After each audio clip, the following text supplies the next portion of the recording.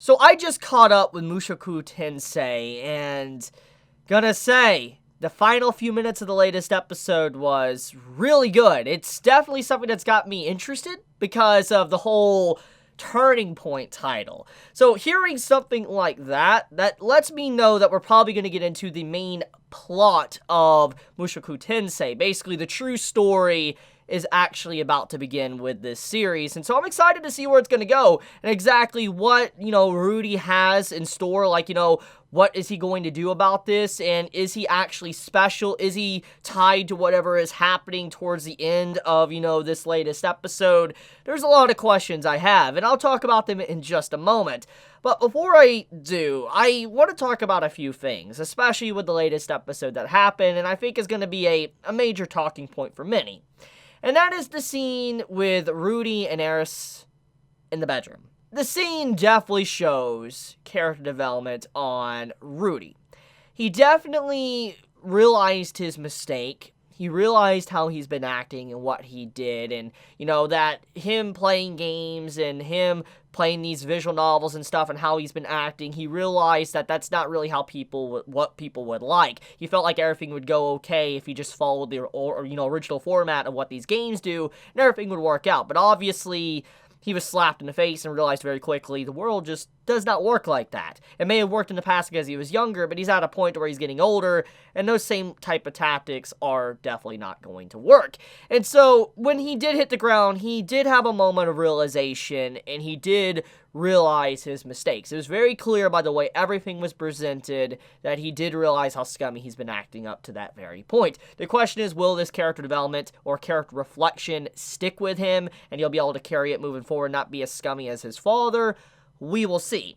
The point I'm trying to say, though, is the way the scene is conveyed, it definitely shows that he's opening up to changing and being a little bit more of a different person. The antics of him being a little of an ecchi type person might stay, but I feel like overall the truly creepy stuff might actually finally navigate out of the story to a certain degree, but we will see. That is something to talk about. So, besides the obvious nature of how many don't like to see myself included for certain reasons, obviously, I think that there is more at play here. It's very clear that there is a hidden plot, a coup, that is being built up that we can clearly see from these previous episodes. And that is, Eris's father is definitely trying something. He's trying to have Rudy get into power for whatever reason. The question is, for what reason, actually? Does he want Rudy to get in power? Is it because he actually respects Rudy? I think to a certain degree he might respect him, but I feel like there's definitely more to it than that. The question is, what? What is it necessarily he was wanting Rudy to accomplish, or what did he want to accomplish if Rudy got into power? And on top of that as well, everything we've seen up to this point, it didn't really seem like he would allow his daughter to be in that type of position. But it's clear that he was definitely someone that talked his daughter in to doing what happened with Rudy within this episode. Even if Eris was all for it to a certain degree, I do feel like there was some form of manipulation from an outside source that actually caused that scene. So the question is, what was actually going on there, and for what reason in general? So yeah, I do wonder. I mean, obviously, people will come to the conclusion of a coup, but I feel like there's more going on there. Is it because maybe he might be aware that Rudy is definitely incredibly powerful and he might be able to learn something from him? Who knows? Which, that gets into the next point. So Rudy, he obviously might be affiliated with whatever the orb is in the sky that's causing this major mana disturbance. It might be trying to free the major demon in the history of this world. And the question is Rudy actually a part of what is going on? I want to believe he is. But at the same time, it might just be a strange coincidence. But there is theories that he could be the cause of it, and let me explain how this could be. As you know, I'm an anime only, so if I do hit the correct answer, please don't spoil me in the comments. I would appreciate if you don't, but, I'm just going to take a pop shot out there and just see, maybe that might be the case.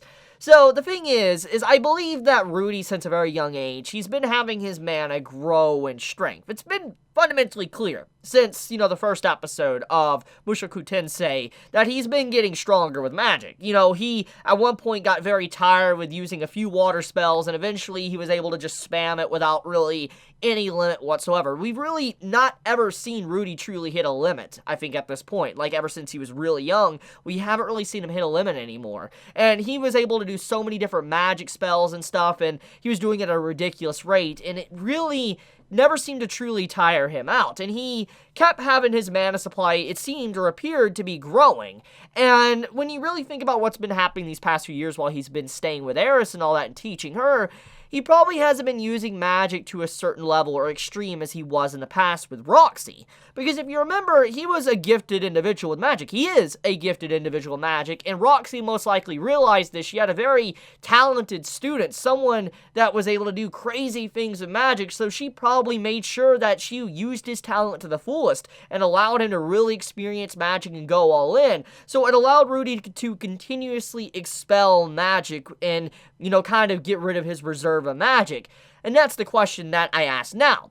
We don't really know how the full mana system works within this world. For all we know, there might be something to the equivalent of the gates or odd in Re:Zero or other series and stories to where you have a certain limit of mana and you keep gaining mana. And as you keep gaining mana, eventually it just sits there and it grows exponentially. After storing it for so long, eventually the mana, it has to go somewhere. And since Rudy technically hasn't been using an extreme amount of spells and doing really crazy stuff, it's very likely that his mana might be building up. And if it continues to build up, it might actually cause a disturbance with the space around it, which could explain why there's just a high concentration of magic going on.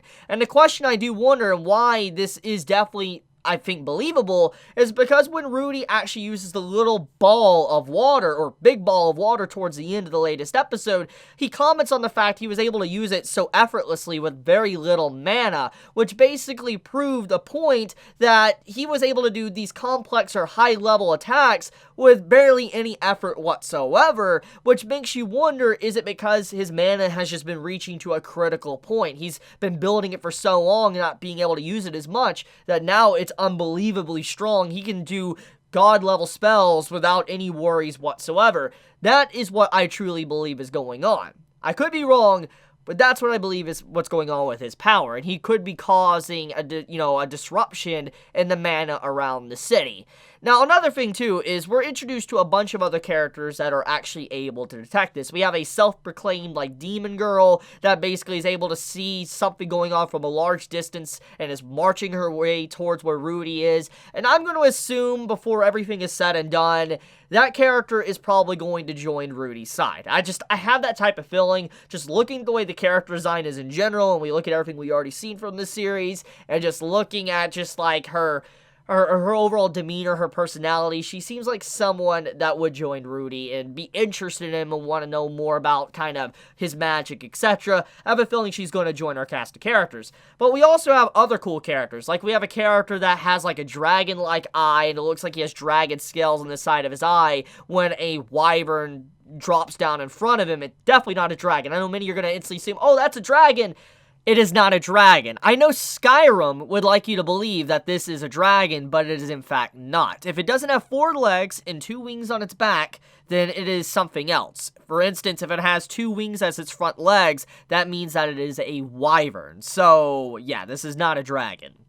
It was a wyvern that landed in front of the dude, and I am led to believe that either the guy is kind of like a half wyvern, half dragon of some kind, and maybe a dragonkin, because there is fantasy stories where you have dragonkin are able to become human, turn into human form. It's definitely not uncommon. It happens a lot in fantasy stories. I've definitely seen it personally, not just from anime and manga, but from other fantasy stories. So it's not really, a pop shot in the dark about, that character potentially being related to dragons, maybe being a dragon king or whatever, but that's my assumption. Then we have a mysterious legendary fighter that's following a hero that appears and tries to get rid of Rudy towards the end, which it shows his skill with the sword, but he seems more of a assassin-like individual. He's just equipped to get rid of threats instantly, and that's about it, and get out. He doesn't seem like he's someone to be able to fight with a straight-up battle for long periods of time, especially especially when we see our, God Knight basically go up against him